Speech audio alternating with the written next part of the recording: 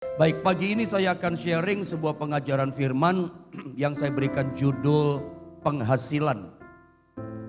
Kita langsung saja baca ayatnya, Lukas pasal 5 ayat 1 sampai ayat 11. Kita baca bergantian saudara ya. Saya membaca ayat yang ke-1, saudara 2, nanti 11-nya sama-sama. Lukas 5 ayat yang ke-1 begini kata firman. Pada suatu kali Yesus berdiri di pantai Danau Genesaret. Sedang orang banyak mengerumuni dia hendak mendengarkan firman Allah. Ayat 2 teruskan. Ia melihat dua perahu di tepi pantai. Nelayan-nelayannya telah turun dan sedang membasuh jalannya. Ayat 3. Ia naik ke dalam salah satu perahu itu, yaitu perahu Simon.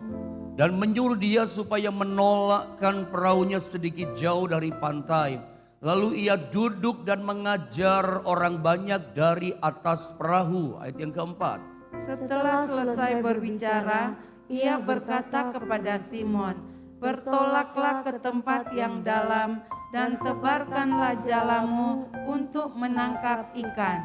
Ayat yang kelima, saudara. Simon menjawab, "Guru, telah sepanjang malam kami bekerja keras dan kami tidak menangkap apa-apa. Tetapi karena engkau menyuruhnya, aku akan menebarkan jala juga." 6, terus.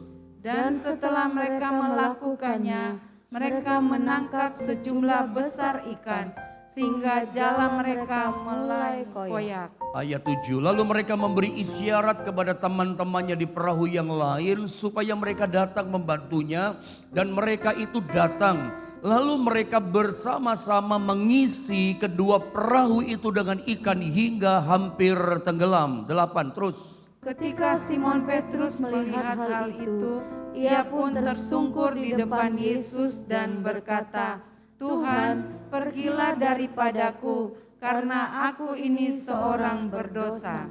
Ayat 9, sebab ia dan semua orang yang bersama-sama dengan dia takjub karena banyaknya ikan yang mereka tangkap. Cukup sampai 9 saja kali saudara ya. Mari perhatikan di dalam kisah yang barusan kita baca. Saya percaya kisah ini kan sebuah kisah klasik yang tidak asing buat kita. Saya percaya di antara saudara yang sedang beribadah dalam doa pagi saat ini, saudara nggak asing dengan cerita ini. Tapi mari kita akan lihat dalam sudut pandang yang berbeda firman Allah ini. Makanya saya berikan judul firman Tuhan pagi ini, kita bicara tentang penghasilan. Tentu Anda bertanya, kenapa firman Allah ini kisah yang sangat kita kenal? Saya berikan judul kita bicara tentang penghasilan. Karena gini alasannya saudara ya. Dalam kehidupan kita manusia di dunia ini, bahwa apa yang kita lakukan, apapun yang kita kerjakan, selalu ujungnya itu adalah hasil saudara ya.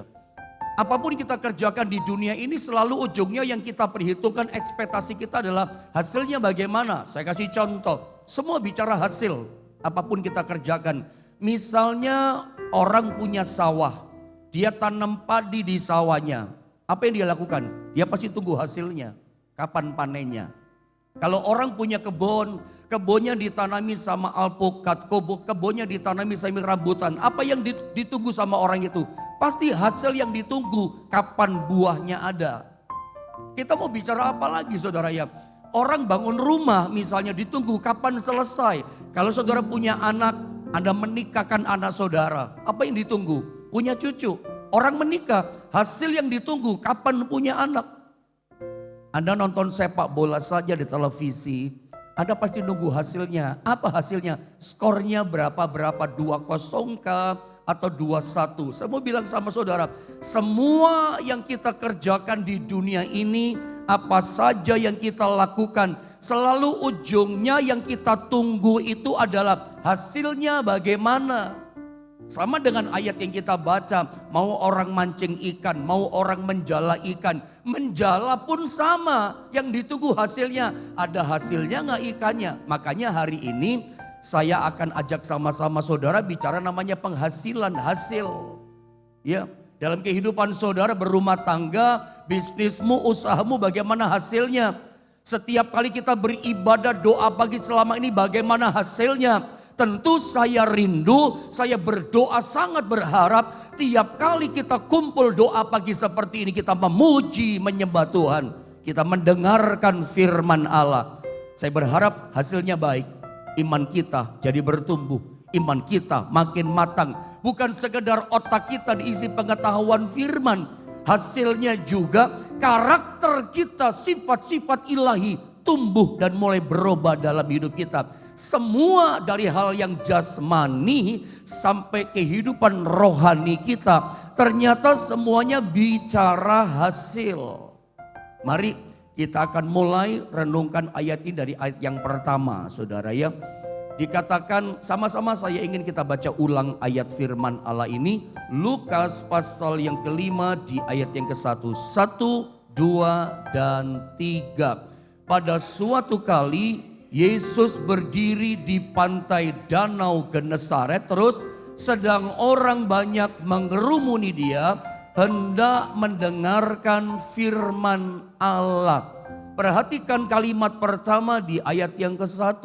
Dikatakan begini, pada suatu kali Yesus berdiri di pantai Danau Genesaret.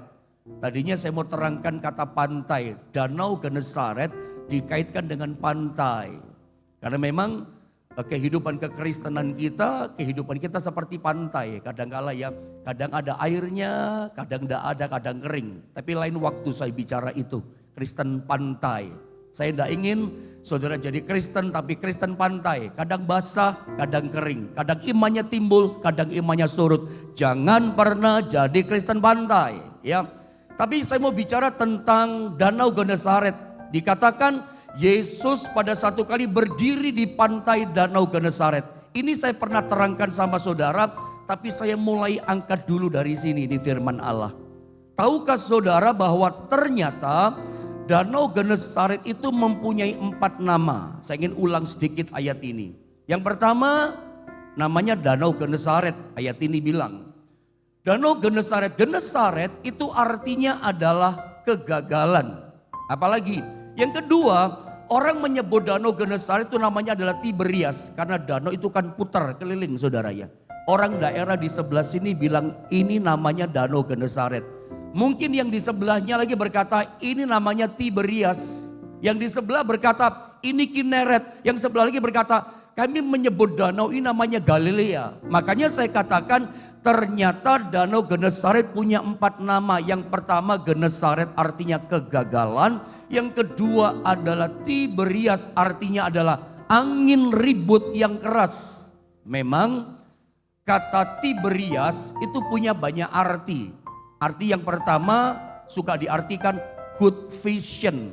Visi yang bagus, visi yang baik. Makanya ketika orang bikin ministry pelayanan, ministrinya namanya adalah Tiberias Ministry. Orang buka toko namanya toko Tiberias. Orang memulai membangun gereja, gerejanya namanya Tiberias. Kenapa? Sebab arti Tiberias pertama adalah good vision, visi yang bagus, visi yang baik.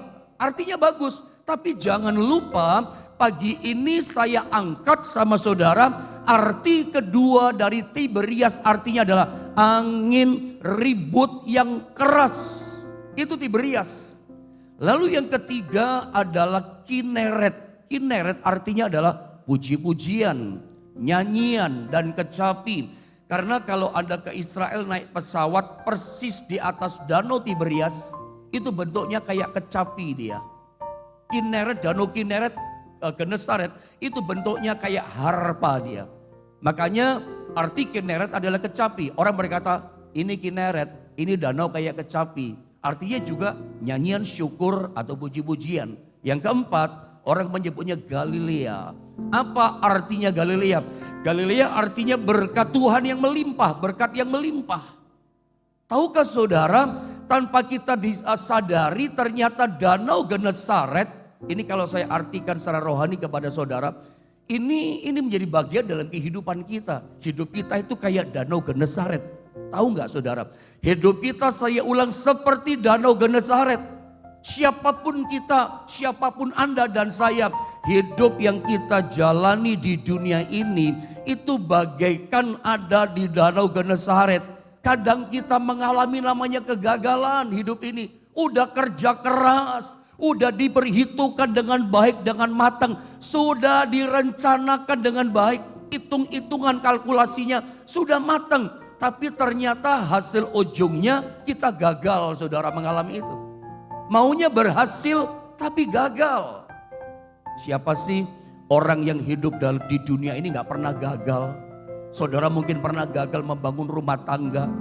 Adakah di antara saudara yang sedang membangun rumah tangga tapi di tengah jalan gagal tuh rumah tangga, hancur, terjadi perceraian, ya, membina anak-anak, ngajar anak-anak pun gagal, anak-anak terhilang pergaulannya, itu pun kegagalan. Ada orang studinya gagal sekolahnya, ada orang yang tubuhnya gagal jadi sakit, saudara. Banyak macam-macam kegagalan, orang bisnis, orang kerja gagal jadi bangkrut.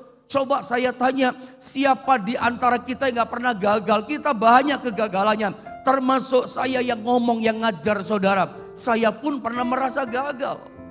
Tapi saya setuju ya dengan banyak hamba Tuhan katakan, kegagalan itu adalah keberhasilan yang tertunda. Yes, saya setuju, saya aminkan bahwa kegagalan kegagalan itu adalah keberhasilan yang tertunda.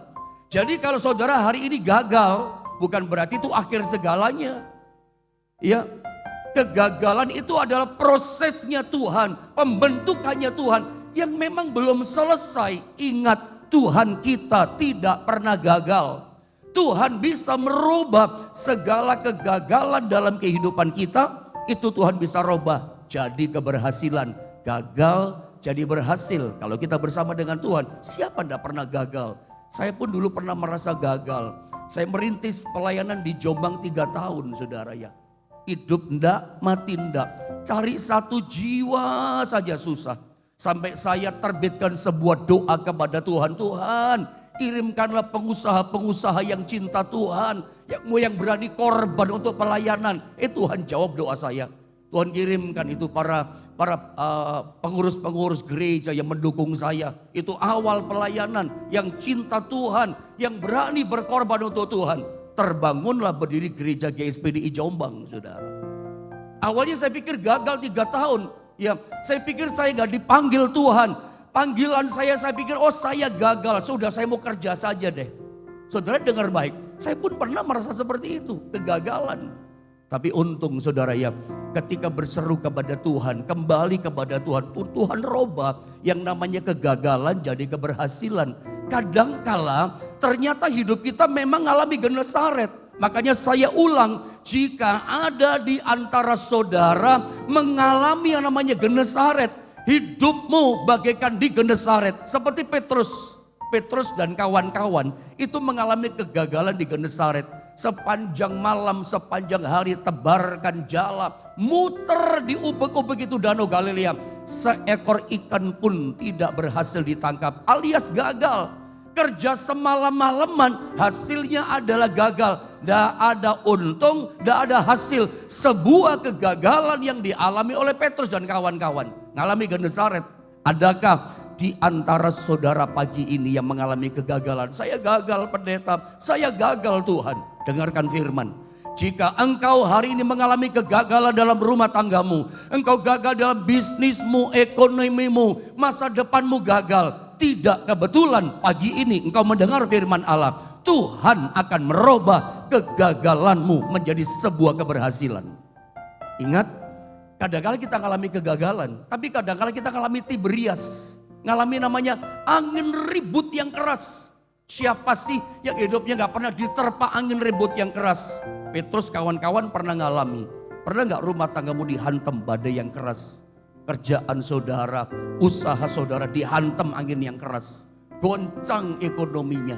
Tapi ingat, ada namanya Kineret. Percayalah begini, kita ngalami kegagalan. Kita ngalami goncangan angin ribut yang keras hidup kita.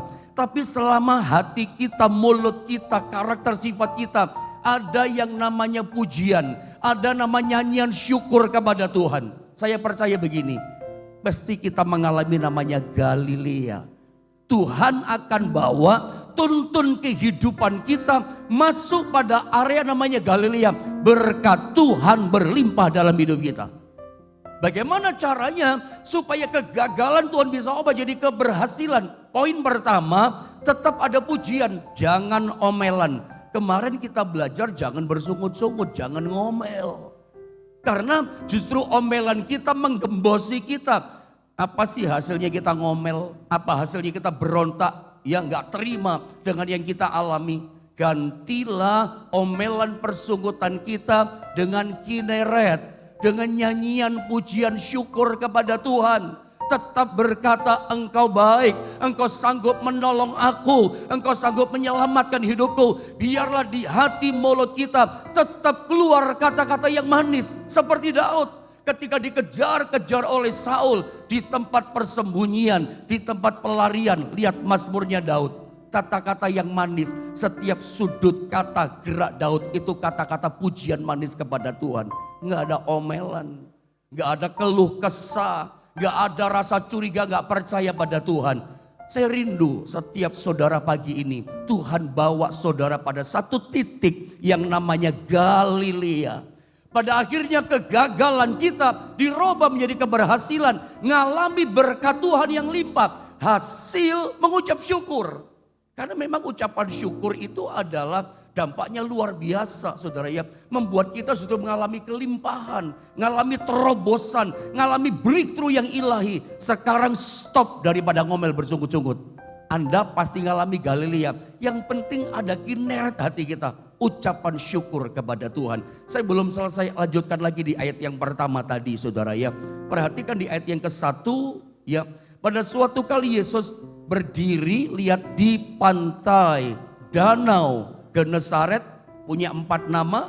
Genesaret bagaikan kehidupan kita di dalamnya. Kadang ada kegagalan, kadang dihantam dengan angin topan yang keras. Tapi selama ada pujian, Tuhan bawa kita mengalami namanya Galilea, hidup yang berkelimpahan. Tuhan obahkan. Sedang dikatakan orang banyak, ini menarik. Yesus berdiri di pantai danau Genesaret, sedang orang banyak dikatakan mengerumuni dia. Mengerumuni, bilang sama-sama saya mengerumuni. Mengerumuni dia, mengerumuni Yesus, hendak mendengarkan firman Allah. Saya mau terangkan sedikit di sini. Pada waktu itu ibadah berbeda dengan zaman sekarang. Kalau sekarang ibadah ada nyanyian, ada pujian, diiringi musik. Musiknya pun lengkap. Tapi rupanya zaman dulu di masa Yesus ibadahnya berbeda. Mereka berkumpul, ya, mengerumuni Yesus dikatakan untuk mendengarkan firman Allah. Mengerumuni untuk mendengarkan firman Allah. Saya pikir itu sama dengan kita pagi ini. Pagi ini pun kita datang kepada Tuhan mengerumuni firman Allah, mengerumuni Yesus. Meskipun kita nggak saling lihat, ini secara online saudara ya. Di dunia maya nggak kelihatan. Tapi saya percaya motivasi kita sama, mengerumuni Yesus, mengerumuni firman kita pagi ini. Saudara, saya sebut channel ini channel YouTube GSPDI Philadelphia. Saya berkali-kali katakan ini channel anugerah buat kita. Bagaikan rumah Allah buat kita. Bait Allah buat kita. Saya percaya pagi dalam nama Yesus tidak ada sekat di antara kita. Ruang, waktu, tempat tidak memisahkan kita. Saya memandang saudara bagaikan di gedung yang sama dengan saya. Meskipun saya nggak melihat tapi roh saya bisa merasakan ada bersama dengan saudara. Tidak ada sekat di antara kita. Dalam roh kita dalam hadirat Allah. Saya percaya kita semuanya sama-sama pagi ini sedang mengerumuni Yesus, mengerumuni firman. Iya, kalau firman itu saya sebut dengan petunjuk Tuhan. Berarti kita sedang mengerumuni petunjuk Tuhan. Kalau saya sebut firman Allah itu nasihatnya Tuhan, kita sedang mengerumuni untuk menerima nasihat Tuhan. Kalau saya sebut firman Allah itu adalah kekuatan kuasa Tuhan, kita sedang mengerumuni firman untuk menerima kuasa dan kekuatan Tuhan. Mengerumuni. Jadi tujuannya bukan untuk yang lain. Mereka datang pada Yesus dikatakan mengerumuni Yesus hendak mendengarkan firman Allah. Tujuan kita motivasinya mengerumuni Tuhan mesti jelas. Maafkan, saya harus luruskan ini setiap kali kita berkerumun berkumpul ibadah pagi ini. Tujuan kita, motivasi kita mesti jelas saudara ya. Motivasi kita adalah mengerumuni firman, mendengar firman. Cari firman, bukan cari sembako ngantri. Bukan cari berkat-berkatnya. Berkat kesuksesan itu bonus. Ya, itu cuman bonus dari kesetiaan kita. Berkerumun setiap hari. Tapi saya mau ingatkan, motivasi kita setiap hari adalah cari firman. Mengerumuni pribadinya. Mengerumuni firman Allah. Lalu kita lihat di ayat yang kedua, ketika mereka mengerumuni Yesus, saudara ya. Saya baca ayat yang kedua, atau sama-sama kita baca ayat yang kedua, sama-sama keras. Yang di rumah, suarakan suaramu untuk membaca firman 1, 2, dan 3. Ia melihat 2 perahu di tepi pantai, nelayan-nelayannya telah turun dan sedang membasuh jalannya. Ini hal yang kedua yang kita pelajari menarik. Yesus dikatakan ketika dia banyak orang mengerumuni dia untuk mendengar firman. Alkitab katakan kisah selanjutnya. Dia melihat ada 2 perahu di tepi pantai. 2 itu bilangan jamak yang terkecil. Itu 2. Ada 2 perahu di tepi pantai. Dan dikatakan nelayan-nelayannya telah turun dan sedang membasuh jalannya. Ini menurut saya ada kalimat yang janggal. Ada kalimat kata yang aneh. Biasanya di mana-mana nelayan turun dari perahunya adalah menghitung hasil tangkapan ikan. Hasilnya berapa? Ikan apa saja yang ditangkap, besarnya seberapa. Harusnya biasanya begitu. Nelayan turun dari perahu menghitung hasilnya, hitung ikannya. Lalu dibawa ke pasar ikan, dijual, uangnya berapa, hasilnya berapa. Itu yang dia akan bawa pulang untuk istrinya, untuk anaknya, untuk keluarganya. Ini loh hasilnya. Kita bicara hasil. Tetapi hari itu rupanya mereka tidak ada hasil. Gagal total. Terbukti 2 perahu nelayannya turun. Mereka bukan menghitung ikan. Bukan menghitung hasil tangkapan. Alkitab katakan mereka sedang membasuh jalannya. Nelayan-nelayan yang turun dari perahu membasuh jalannya. Membasuh sama dengan mencuci jala, membersihkan jala. Dari kata ini saja kita udah tahu, nggak ada tangkapannya, nggak ada hasilnya. Membasuh jala kok dibersihkan jalannya. Di Matius, di Injil Matius dikatakan mereka itu adalah Matius pasal 4 kalau nggak salah ayat 21. Coba saya minta tolong multimedia, sediakan ayat ini buat kita ya. Kalau nggak salah Matius pasal 4 coba, itu mereka membereskan jala. Ya betul, Matius 4 ayat 21. Saya baca saudara, ya dikatakan begini. Dan setelah Yesus pergi dari sana, dilihatnya pula 2 orang bersaudara, yaitu Yakobus dan anak Zebedius dan Yohanes. Saudaranya bersama ayah mereka Zebedius sedang membereskan jala di dalam perahu. Yesus memanggil mereka. Di Lukas tadi kita baca, Lukas pasal 5, mereka membersihkan, membasuh jala. Di Matius 4 ayat 21 dikatakan mereka membereskan jala, dibereskan. Kenapa dibereskan? Ini kan untuk kerja, supaya sekarang gagal, tapi dibereskan sekarang supaya besok lebih berhasil. Ada yang perlu dibereskan, dibereskan. Kalau ada masalah dalam pekerjaanmu, bereskan, bereskan. Dalam rumah tanggamu kalau ada masalah, bereskan, cepat bereskan. Itu dibereskan. Mungkin ada yang putus senarnya, jaringnya, dibereskan. Ada yang gak betul, dibereskan. Hari ini pun kalau ada masalah-masalah di hidup kita, cepat bereskan. Kalau iman kita ada masalah, cepat bereskan. Ada keraguan, cepat bereskan. Dan hari itu nelayan-nelayan yang turun dari perahu, mereka membereskan jalannya, membasuh jalannya. Ini perahu yang gagal, tapi menarik. Ya, menarik. Ini 2 perahu yang gagal. Dikatakan di ayat yang ketiga, saya ingin kita baca keras di ayat yang ketiga. Berkat firman apa yang kita dapat di ayat ini, sama-sama kita baca ayat 3, 2, 3. Ia naik ke dalam salah satu perahu itu, yaitu perahu Simon. Dan menyuruh dia supaya menolakkan perahunya sedikit jauh dari pantai. Lalu ia duduk dan mengajar orang banyak dari atas perahu. Ini perahu yang gagal ya. Dibasuh, dibersihkan. Alkitab katakan ia, yaitu Yesus naik ke dalam salah satu perahu itu. Perahu yang gagal. Perahunya siapa? Perahunya Simon yang gagal. Saudara, dari awal ini saya ingin beritahu sama saudara, Simon Petrus ini gagal menangkap ikan bukan karena dia malas. Dia nanti kalau kita turun ke bawah, dia semalam-malaman kerja keras, sudah kerja keras tapi gagal. Hari ini kita memasuki yang namanya new normal, sistem kerja baru, semuanya baru.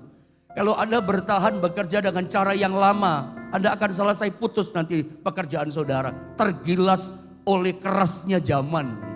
Petrus sudah kerja keras, saya mau bilang sama saudara, masa-masa ini di tahun ini, Anda kerja modalnya nggak cukup kerja keras. Petrus kurang pengalaman bagaimana, dari kecil sudah nelayan, udah diajari sama bapaknya dari kecil. Ini nelayan yang handal. Meskipun pengalaman, saya mau kasih tahu, Petrus malam itu gagal sepanjang hari. Hari ini pun saya harus berani bilang sama saudara, masa-masa ini, di tahun ini, Anda tidak cukup kerja hanya mengandalkan pengalamanmu, kesarjanaanmu, kepintaranmu, kerja keras sudah. Tapi banyak orang gagal. Apa yang membuat Petrus yang gagal jadi berhasil? Ada faktor Yesus. Yesus masuk di perahunya. Izinkanlah di masa-masa ini dalam bisnismu, engkau sebagai kaum profesional, sebagai pengusaha, izinkan begini, maunya begini. Yesus jadi mitra kerja saudara. Jadikan Yesus menjadi rekan kerjamu, teman bisnismu, supaya kegagalanmu diubah jadi keberhasilan.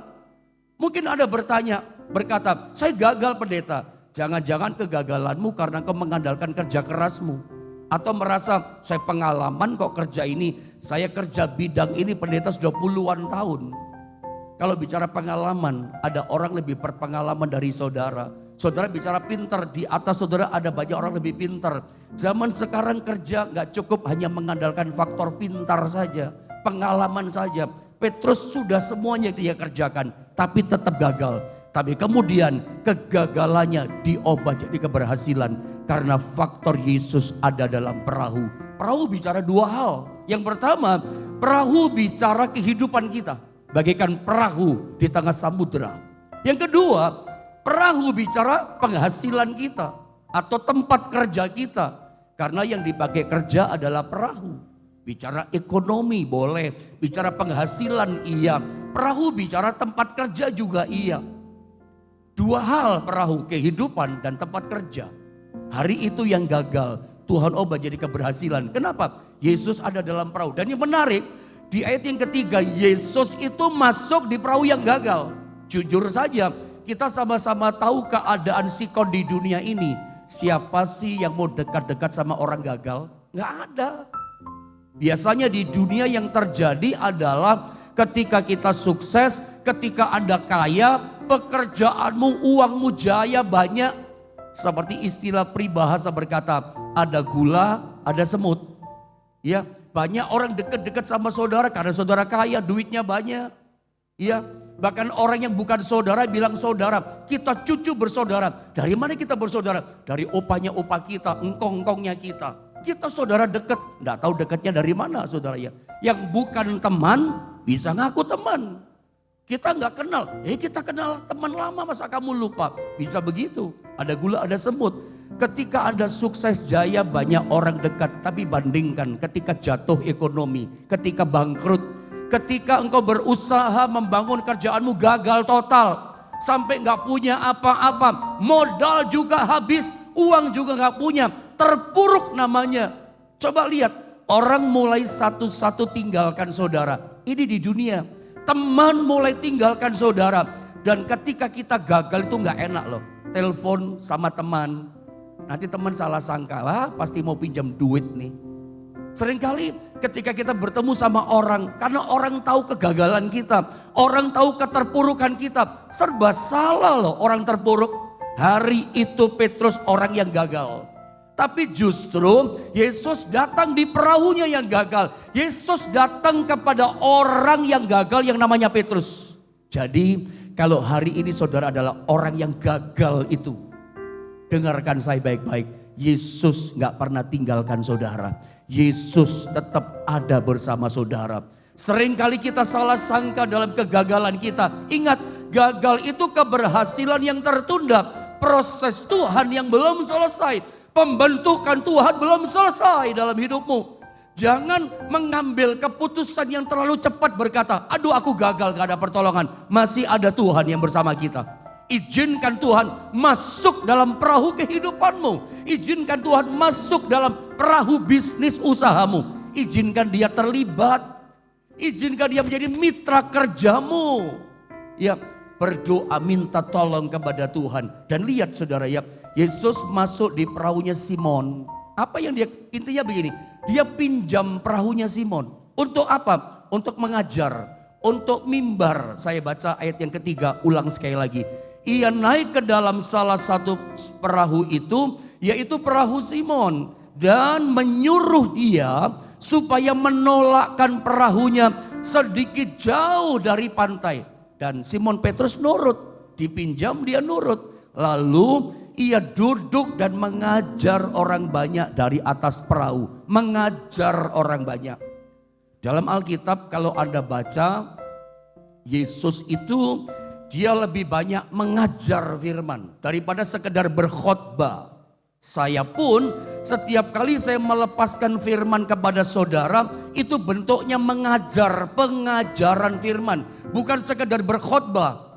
Saya cerita ini, kemarin saya dari sana loh saudara, makan ini enak loh. Terus saya pergi ke tempat ini, saya ke sini, udah 10 menit tuh habis saudara ya. Cerita, enggak, saya kebanyakan mengajar, saya tiru Yesus. Yesus pun ya dalam khotbahnya dia lebih banyak mengajar dari ayat ke ayat, menerangkan kerajaan Allah. Dan menariknya saudara ya, dia mengajar itu dari sebuah perahu yang dia pinjam dari Petrus. Dan Petrus nurut. Nanti kalau kita baca, karena Petrus meminjamkan perahu, kan ada ayat saudara ya, dalam Amsal pasal 19, itu kalau nggak salah di ayat yang ke-17, orang yang menaruh belas kasihan kepada orang yang lemah, terima kasih, ini ada ayatnya ya, ayo sama-sama kita baca ya, sama-sama kita baca, 2, 3, siapa menaruh belas kasihan kepada orang yang lemah, memiutangi Tuhan yang akan membalas perbuatannya itu. Orang yang menaruh belas kasihan memberkati orang yang lemah, memberkati orang yang kekurangan, memberkati orang yang miskin. Bagaikan memiutangi Tuhan, meminjami Tuhan. Jadi kalau saudara punya berkat 100.000 saja, sekali makan restoran habis, tapi saudara tergerak memberkati seseorang. Saudara pakai untuk memberkati pekerjaan Tuhan, memberkati hamba Tuhan. Atau saudara menolong orang yang kekurangan. Saudara pakai uang saudara untuk menabur jadi berkat.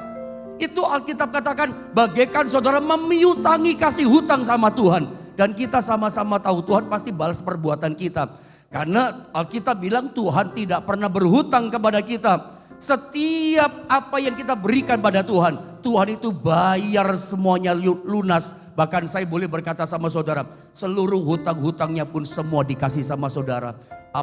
Bunga-bunganya diberikan sama saudara. Tuhan gak pernah berhutang kepada setiap kita. Setiap penaburan kita dibalas berkelimpahan. Sebab itu karena waktu, ya mungkin saya akan lanjutkan pada hari Senin. Tapi intinya begini, karena Petrus dia bagaikan memiutangi Tuhan, dipakai untuk mengajar. Nanti berikutnya di bawahnya Yesus berkata, Petrus bawa perahu ke tempat yang dalam. Sekarang tebarkan jalamu. Bandingkan semalam-malaman, perhatikan kata ini. Semalam-malaman kerja keras, gagal Petrus. Gak ada hasil satupun tangkapannya. Hari itu karena dia nurut sama Tuhan, sekali ditebarkan. Nanti Anda baca di ayat yang ke-5, 6, 7. Itu jalannya hampir koyak. Kenapa hampir koyak coba? Karena hasil tangkapannya begitu sangat banyak. Berkatnya begitu sangat banyak. Sampai di ayat yang ke-9. Sampai mereka takjub. Mereka kagum. Sebab berkat itu berkat yang memecahkan rekor. Mereka belum pernah ngalami berkat sebesar itu. 2 perahu yang gagal tadi yang dilihat sama Yesus. Itu sekarang penuh dengan ikan. Hampir tenggelam 2 perahu. Hampir tenggelam karena berkat. Waduh gak siap nampung berkat. Jalannya saja hampir koyak. Mengejutkan. Itu berkatnya sangat banyak. Orang yang memiutangi Tuhan. Itu kalau Tuhan kembalikan berkatnya. Itu lunas. Bahkan semua bunganya dibayar sama Tuhan. Sampai 2 perahu itu hampir tenggelam. Itu kunci berkat loh saudara. Ya. Hampir koyak loh itu jelas saking limpahnya berkat, gak mampu nampung. Pekerjaan saudara, bisnis saudara gak mampu nampung berkat. Jobnya begitu luar biasa. Petrus dan kawan-kawan takjub. Saudara, kalau hari ini saudara udah ngalami berkat yang luar biasa, saya mau bilang itu masih gerimisnya. Masa pandemi sudah dipelihara dengan berkat. Hey, itu masih gerimis. Di depan saudara masih ada berkat yang lebih spektakuler, lebih besar. Ini masih gerimis. Percayakah saudara? Boleh saya katakan ini bisa jadi nubuatan buat saudara. Bisa jadi deklarasi profetik dalam doa buat saudara. Ini masih gerimis berkat saudara. Percaya dengan iman, di depan saudara masih ada berkat yang lebih besar. Hari ini bagian kita adalah menuruti pada firman, taat pada firman. Kegagalan Tuhan masih bisa ubah jadi keberhasilan. Saya berdoa tiap ibadah doa pagi hasilnya luar biasa. Iman kita makin kuat, bertumbuh kuat di dalam Tuhan. Dan Petrus ketika mengalami berkat, dia tersungkur berkata, Tuhan pergilah daripadaku, aku orang berdosa. Siapa aku ini Tuhan, ngalami berkat seperti ini. Seperti Daud, siapa aku Tuhan, seperti menjadi biji matamu. Kagum akan Tuhan, Tuhan kita Tuhan yang luar biasa.